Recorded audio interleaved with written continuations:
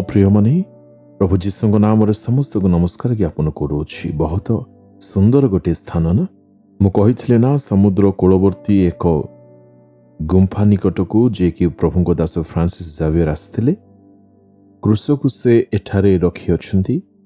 आपण मैंने स्थान को आसिले निश्चय प्रार्थना करि पारिबे। बहुत एक मनोरम सुंदर जगह अटे। ठीक अच्छे आज दिन में आपण मानक सम्मुखरे परिवेषण करिवा पई परमेश्वर एक वाक्य को मते देई अछंती। क्यों वाक्य आपण ताहा जानिबा पई चाहू अछंती कि हितोपदेश 26 अध्यायर 2 पद। सेपरी अकारण रे दत्त साप निकट को आसे नाही। बहुत लोक माने एही चिंतारे रहिछंती जे बिना कारण रे मोर सासुमा मोर लोक माने मते साप दी दिछंती।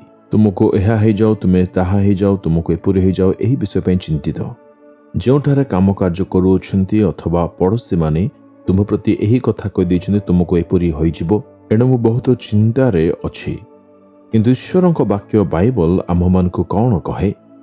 अकारण रे दत्त साप निकट को आसे नाही, ताहा केबे काम करिवो नाही।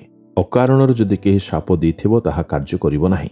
जदि आपण काहारी को दुख देइछंती, आघात पहुंचाई अछंती, गोटिए विधवा एपरि स्थिति रे जदि सेमाने आपनको शाप दियंती तेबे ताहा कार्य करि पारे। विशेष करी विधवा माननको पुणी जो मानकर बाबा मामा नाहंदी अनाथ लोक माननको कौनसी प्रकार किछि न कहू। सेमानक मन रे आमे माने दुख न देवा दरकार। सेमाने जदि आम मानक सकाश दुखी हेबे तेबे आमे माने असुविधारे पड़िबा।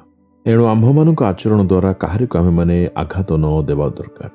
एणु जोठारे रहूछु सावधान सहित रहू। एथिपाई आम्भे माने जदि काहारी को दुख देइछु, आघात देइछु, तहिर साप होत आम उपर पड़ी पारे। नचेत बिना कारण रे जदि केही आम्भमानंकु साप दियंती तेबे ताहा आम्भमानक जीवन रे केबे मध्य कार्यकारी होई परिबो नाही।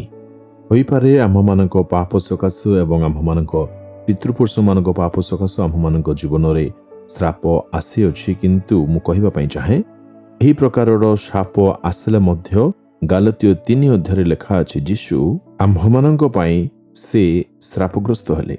एहार अर्थ प्रभु यीशु ख्रीष्ट आम्भमानक पाप निमंते जे केवल क्रूस को जाइछन ताहा नुह, आम्भमानक श्राप पई मध्य जो माने लोक माने श्राप पाप करि अछंती। नचेत आम्भमानक पितृपुरुष लोक मानक कार्य निमंते हुए तो आम्भमानक जीवन रे श्राप आस्थाई पारे। समस्त प्रकार अभिशाप को प्रभु जीशुंक क्रूसर रक्त द्वारा से आम्भमानक सफा करि थाए। आम्भमानक निमंते क्रूसरे से श्रापित हेले। तांक मस्तक रे कंटार मुकुट को परिधान कराई दियागला। सेही कंटा आम्भमानक श्राप को दर्शाए। आम्भमानक पुओ झियो माने जेपरि अभिशप्त न हुअन्ति एथिपाई से क्रूसरे प्राण देले। हे प्रभु तुमे क्रूसरे मो निमंते श्रापग्रस्त हल।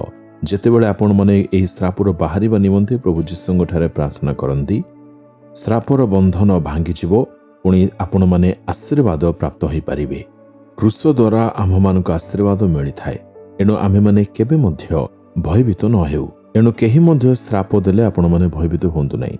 अकारण रे दत्त साप आपणक जीवन रे केबे कार्यकारी हबो नाही। वास्तव जदि कौन से श्राप अच्छी बोली मन करुछंती तेबे प्रभु जीशुंक ठारे प्रार्थना करिबा द्वारा श्राप सब दूर होइजिबो। आसंतु प्रार्थना करिबा। हे प्रभु जो माने अकारण रे साप देइ अछंती ताहा कार्य करिबो नाही, सेमानक जीवन निमंते मु वर्तमान प्रार्थना करूछि। से श्राप को आशीर्वाद रे मु परिणत करूछि। तुम धन्यवाद हो। मो पितृपुरुष माने जो श्राप करिउछंती पाप करिउछंती सेथिबाई तुमे मो पाप निमंते श्राप निमंते आपनर रक्त बहाइथिबार धन्यवाद।